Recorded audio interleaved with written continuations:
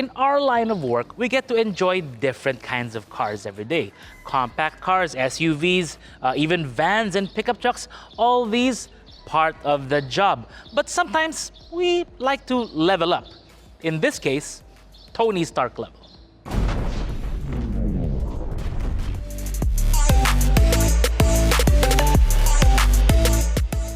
These two vehicles with me, both are Audi e-tron GT units. This one in blue, of course, this one in black. They're pretty much identical except for a few minor spec differences depending on the configuration. Now, today really, we are living a dream, an electric dream. And that's what Audi is really good at. They're really good at bringing forth all this kind of technology for us to experience, if you have the money, of course. Now, when it comes to the look of the e-tron GT, let me know what you think, because personally, I think they nailed it. Actually, I have yet to really think of any Audi that I didn't like the look of. I mean, from the TT, apart from the name, the R8, all these cars, they look really fantastic. And this e-tron is no exception. Audi, I think, has become the master of turning a concept car into a really nice production car. They try not to dilute it too much. And if the vehicle looks very familiar, well, if you watch the last Avengers movie, you may have seen this one. Both of these are low, wide cars and outstanding cars, by the way. But while I do like black, generally speaking, something about the blue of this just matches what the vehicle is supposed to be. Of course, you see a lot of other unique trim here, like the gray here, the silver here as well. It just looks fantastic. And of course, an indicator that this is an electric car is really the lack of a radiator grille. They don't have to open it up that much because the cooling demands of an electric drive system aren't as, I say, intense as that on an internal combustion engine. What I really like here though, the wheels. Though I don't like saying what the wheels are because Audi calls these the 5 double spoke concave module with a modular something and graphic print in black. You know what, we're just gonna call these the RS wheels because it's got RS printed on there somewhere. It's also got these aerodynamic, I think, aluminum fins right on there. But you also have here, this is where your charging port is. Actually, how Audi Philippines spec the units is that you have charging ports on both sides, and it takes either, well, it takes Type 2 as well as CCS for fast charging. But look at the vehicle from the side. You'll see some venting here, like in front and on there. It's actually very much functional, not fake. You look at the side of the vehicle, how it appears in the light. It really looks fantastic, especially how wide this part gets. I'm not sure if it's showing up on the video, but the e-tron GT really has a shapely rear. It's got a nice ass to it. Can we cut that out? But you know what? Who cares? It does kind of remind me of the 911 with the way this goes here. I mean, there is a fastback look to the vehicle, especially with this right here, the black roof, glass roof, panoramic glass roof. The glass here is continuous up until you get here. Here's a spoiler. It lifts up when you get up to speed. But there's a hump inside on the backboard, which kind of, yeah, looks very 911-ish, especially also with the way the rear is. I mean, look at the lights. Like, wow, the detail that they have going on there. Very, very sweet. Bumper looks cool. e-tron emblem. It's just fantastic. I even like the diffuser they have going on right there. Of course, no taillights and no tailpipes. But the diffuser, yes, it looks nice. But we don't really think it's functional, but you know, at this point, really, who cares? Now, when we pop open the trunk, you can use the remote. Right now, we can see the cargo area. It measures about 41 inches long, 35 inches wide, and about 58 inches from here to the very end. So yes, you should be able to fit something fairly long in there. That sounds wrong. The height here is about 17 inches, which is actually pretty good. You can also fold down the rear seats. When you look inside, it's 60-40 style. So actually it's more like 55-45. But when you look there, it goes up to goes up to 69 from here all the way to the end of that folded down rear seat. There are some compartments on either side. There's a 12-volt outlet there and another compartment under here. Not really much to talk about because most of what's going on under there is the electrical system, the battery pack, and a lot of other, well, not here in this part. This would be the motor. Anyways, What's really curious here, of course, I know you're thinking about it now, is this one right here. Now, from the logo, you can tell it's a charger. So when we open it up, this is what we call the mobile charger for this vehicle. When we open it up, you can see there, yes, it's an Audi charger. Now, this is a mobile charger. You can bring it with you wherever you are. You can just plug it in. It'll charge your car, but it'll be a bit on the slow side because it's I think it's only like an 11, maybe less kilowatts. But of course, that's going to be the big thing with something like the e-tron, because you need to be able to find charging solutions, and it's good that you have a backup with you at any given time. It is a big, chunky unit. That sounds wrong again, damn. But yes, you can see that you won't be left wanting with this car so long as you have access to a plug.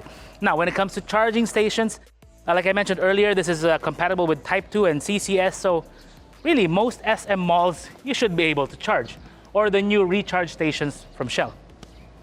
Right, now you want to check out what's under the hood? Well, let's do it. The hood release is actually right here on the door. When you press that button there, this lifts up just a little bit and you can see what's under the hood right here. There you go. Nothing there, because really it's a front trunk. It's got a, well, fairly decent space in there. You got your early warning device right here. You've got compartments over here for all kinds of stuff. Your tow bar, think that's a tire repair fluid, first aid kit right there. Over here is your washer fluid. The release is over here. This is where it gets interesting though, because right here you've got a tire inflator, right? And you've got tools. Now, the interesting part is that the tools, I don't know if you can see it, it says Porsche. Like I said, it does share a lot with the Porsche Taycan.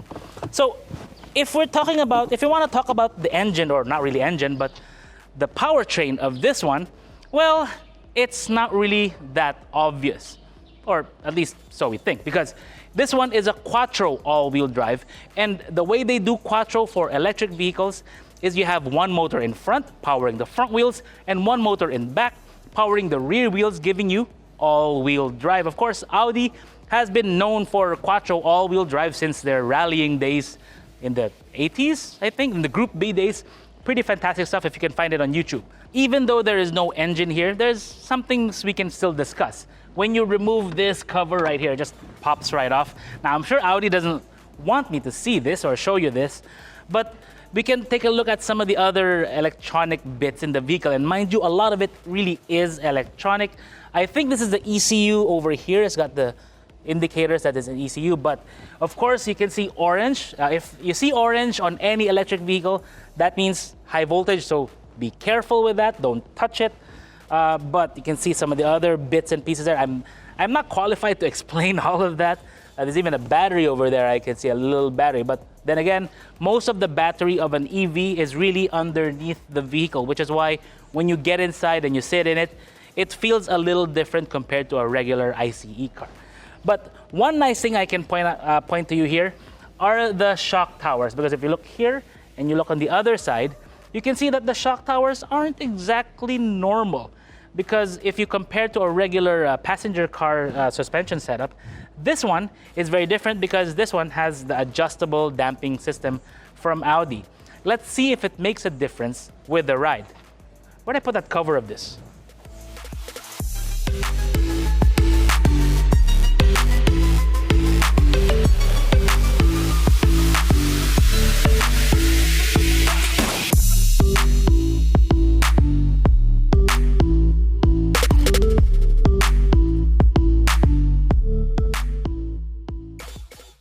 Normally, I'm not a big fan of rear seats, but I have to say this one actually makes a good effort into making the rear seat quite comfortable, because the way the seat is shaped, it's actually really nice. Though Audi did want to, or at least have a provision for 3 here in the back because of the center headrest right here, but I'm not too sure we would have a third person here in the middle, especially if I was sitting here, because it's quite narrow as the way the C-pillar is shaped, or the wheel well over there it kind of brings everyone a bit closer together, so it makes it more narrow. So keep that in mind. Also, there's a compromise with the way this roof line is, because similar to, let's say, the BMW, the 4 Series, the Grand Coupes, it's kind of a sedan, but more like a coupe as well. So the roof line, when you're sitting here, is already sloping down. So if you notice, even with my height, my head is already touching the support here. So keep that in mind, because even though if you're tall, you might not want to sit here in the back. But again, comfortable seat. You are blocked by this big front seat with the solid plastic back. So yeah, that's kind of strange, but you only need to look up to realize that it has a nice panoramic glass roof, and it stays open the whole time. There's no way to put a cover over it. You also can't open the actual glass. It's fixed right there. But even though it is fixed and there's no cover, well, the heat doesn't come inside, which is actually really nice. I have a nice coating here, of course, given that this is a luxury car. For amenities, 2 AC vents right here, left to right. You got your own climate control, temperature control here, armrest, and also USB-C ports right down there. So pretty much all well and good for the kids, especially since it has the anchors right there for a child seat. Now let's check out the front. The Audi e-tron GT is really a different car, and it doesn't start with the look, nor it doesn't start with the dashboard, but rather with the door.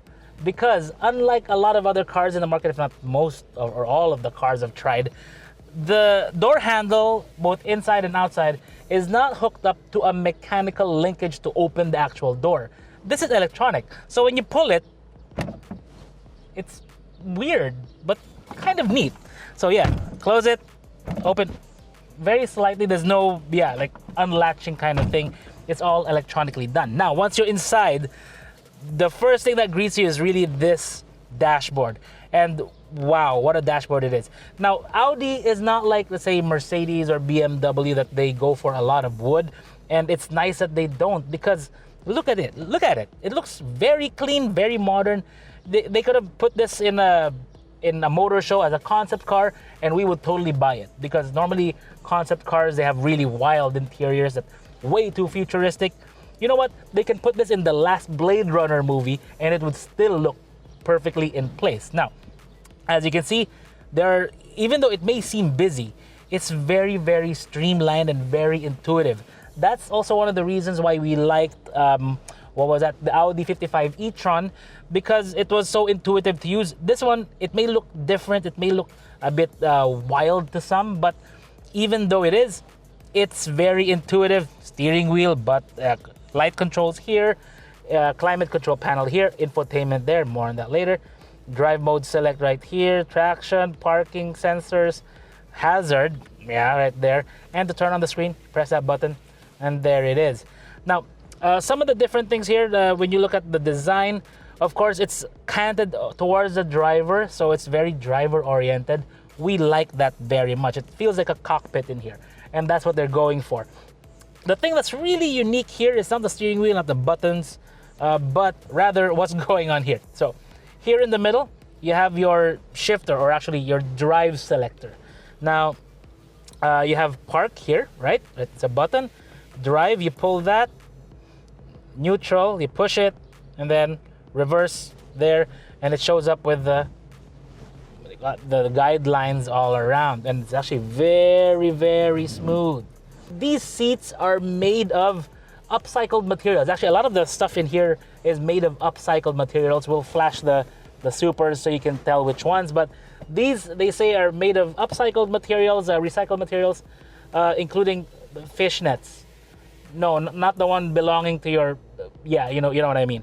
So they use upcycled materials here, and they have a nice pattern. However, the comfort of the seat, I don't know. I'm not a big fan of the comfort of this seat. The other e-tron, the one in the black, that one is spec'd a little bit differently than this one. That one has the leather seats, and it's very, very plush. You sit inside, it's like, whoa, yeah, this is like this is what's up, right? So in this one, yeah, it's a bit more sporty, it's a bit more upcycled, but I would prefer the leather seat over this one. One thing unique here, though, and this is something you don't see in a lot of other Audis, are the paddles here at the back. These paddles are not shifters. These are actually for adjusting the energy recapture system of the vehicle. So like when you can set it to more capture or less capture, depending on, like, instead of just cruising or coasting, when you lift off the throttle, we can't really call it throttle anymore either, because it's really more of an accelerator for the system, because there's no throttle linkage anymore. There's no throttle at all. So that's what it does. So we'll try that out on the highway. But yeah, anything else I'm forgetting around here? Well, I don't know. It just looks very futuristic, and I'm loving it, and I can't wait to take it out. So let's go out and drive.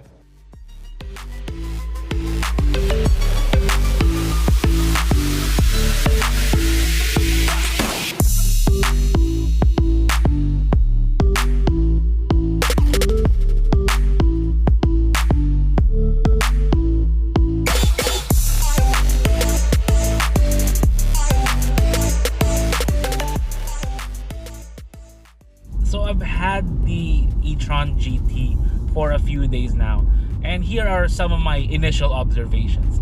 The first thing you notice, the not so obvious part that you notice, is the looks you get, or the look you get from a lot of other people on the road, motorcycles, cars, pedestrians, regardless of where you are.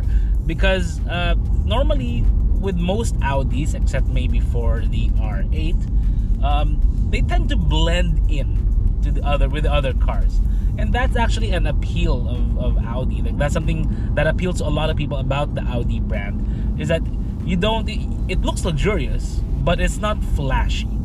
This one, even though I would contend that the look, yes, it looks great, but the actual flashiness isn't really there. It's not like the R8 where it has that big blade on the side pods. Well, not side pods, on the B pillars on that one. This one does not have those. It doesn't have that look. But for some reason, people really look at the car, and when you pass by, especially when they hear the sound, they go like, "Whoa, what's that?" You can see it in their faces. So it's something to keep in mind if you're looking to kind of blend in with, many typical Audis. The second thing is the comfort, the suspension, particularly because in my village, I use my village as an example. We have some fairly high humps, and a lot of them. One of the humps, when I was driving around in comfort mode, I kind of bottomed out, which kind of got me worried, because I know the batteries are under there. So the last thing I want is to be able to be bottoming out on a hump. And this one, it tapped it, and then, okay, it's too soft in comfort mode. So I put it in dynamic mode, and that stopped, and I also raised the suspension just a little bit. You can do that with the e-tron GT. But the comfort of the car, it's absolutely fantastic. That's something I really like in this one. Even though I'm not a big fan of the seats, but the ride is like, whoa. Because normally in a heavy EV or hybrid, the ride is typically not great. Because again, it's heavy. They have to carry the batteries, the electric drive system, all these other things. And so they have to really beef up the suspension to be able to handle that. But what Audi did was they used the adaptive suspension that they have, so you can tweak it depending on your need. And most of the time, I have it in comfort, except in, of course, my village. But when I have it in comfort, like right now, this is concrete. It's really good, and it's not good concrete. This is actually kind of, it really makes most cars flap about. In this one, it's just absorbing it. The other thing is that electric cars don't generate that much noise. I mean, this one does have a kind of composed kind of noise. They selected the sound that this one makes, but in terms of general mechanical noise, nothing. Because a lot of GTs from even luxury manufacturers tend to be very firm with the suspension. This one, I think, for our kind of GT, where you're driving from, say, one province to the other, or from Metro Manila to the city, or Metro Manila to your, like, let's say, office from Alabang or wherever, this works fine. The next bit, of course, charging. Now, in terms of range, Audi says that you can do up to around 500. So 500 kilometers in this one under the WLTP cycle. Of course, we would hesitate to say whether if the WLTP cycle really applies in the Philippine setting, because our traffic can be pretty crazy. So far, I'm not feeling range anxiety, which is surprising, because in my first tries of EVs to actually bring one home, drive around, and bring home for a few days, towards maybe the end of the day, I might get a little bit of range anxiety when I'm seeing the battery charge dipping to around 50%, and I think, okay, I gotta get home. I gotta, it's a real thing. It causes anxiety. This one so far, no, because lately a lot of new charging stations are popping up. I can go to an SM mall and charge. It's not gonna be fast, but I can plug into the wall box at an SM or the Rockwell or wherever, all these establishments, and charge up my car. Well, not my car, but this car. So I can charge it up and then have, let's say, a coffee or dinner or lunch or whatever, shop around, and yeah, actually it's quite convenient. So far it's been a good experience. If I really want a fast charge, then I can drop by Audi's dealership at EDSA and use their, I think they have a 200 kilowatt fast charger. I'll roll in a picture of it now. So yeah, it's right there on EDSA. So yeah, it's very, very accessible. The thing that will really get you about an EV like this, any EV, whether it's a high power one or a low power one, you get a sensation of torque, of acceleration that you just can't replicate. Here, let me show you. Am I ready for this? And 3, 2, 1, warp speed. Whoa! Alright. That's what it gives you, especially in this one, and I wasn't even using any of the other modes. It's a sensation of acceleration that you just can't replicate with a gasoline engine, with a diesel engine, and it's all because of the nature of electric motors. And it gives you maximum torque right then and there, the moment the motor starts rolling. Like, ugh, damn, I gotta stop doing that, but it is addicting. It's not as quick as a Taycan, because with the Taycan, I remember when I did that, I whacked the back of my head into this, and I was like a little bit woozy. So this one, not as strong. The Taycan I was driving was the Turbo S. Well, not really a turbo, but you know what I mean. They use that designation to denote the most powerful version of it. But this one is pretty quick, because it does have 530 horsepower. That's a lot, and it does have a lot of torque in this one. And acceleration figures, 4.1 seconds, 0 to 100 kilometers per hour. And given the sensation it's giving, I'm not gonna doubt it. It's pretty damn quick. But of course, what's more important here, well, depending on you, is how it actually cruises. This is a Grand Tourer, like I said, and being that it's got the power, it's efficient. I don't get range anxiety, of course, unless you go to a province without any chargers, wherein you'd have to use the mobile charger that you have in the trunk. But I can totally see this as something you would use to vacation up in Baguio, where you would plug into your house or wherever you're staying. Hopefully they allow EV charging there, and hopefully they do put up some more charging stations in popular destinations. I know there's one in La Union. I know there's more popping up, but this is something for that kind of long distance driving. And so far, yeah, I'm really enjoying it. Audi, being that they're really forward with technology, is right on the money with the e-tron GT. Of course, the SUV is probably still gonna sell more. That is a given, because SUVs are all the rage right now, and they will be, because of the space and the height and all the things afforded to you by an SUV platform. But when it comes to driving thrills, yeah, this is fantastic.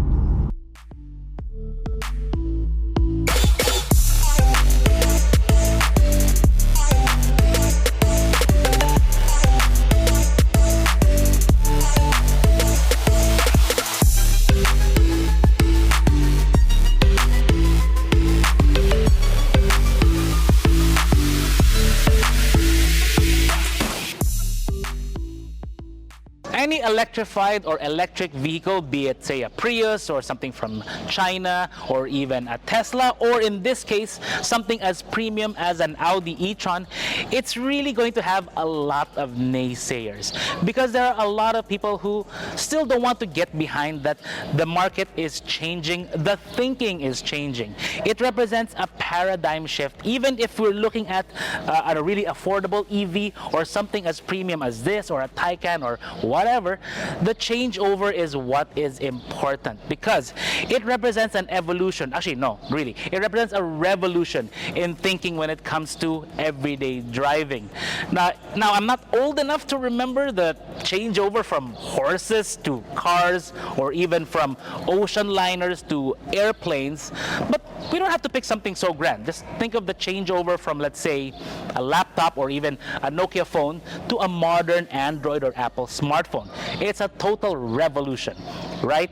Now, when it comes to price, well, this is going to cost you if you're looking at one of these Audi e-tron GTs because prices start at around 10 million.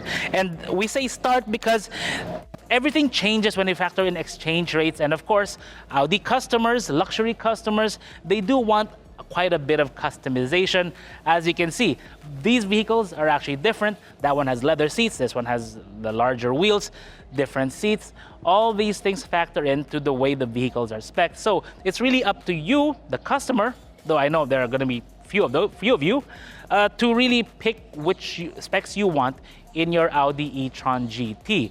But really, the one we think that's going to sell a lot and what is actually really selling a lot is the SUV version. This one is going to be for a very select few. And yeah, if I had the money, I would be one of those select few. This is Vince of AutoIndustria.com. Thank you for watching. Don't forget to like and subscribe and follow us on all our socials. Now I want to take which one? What do you think? Blue or black?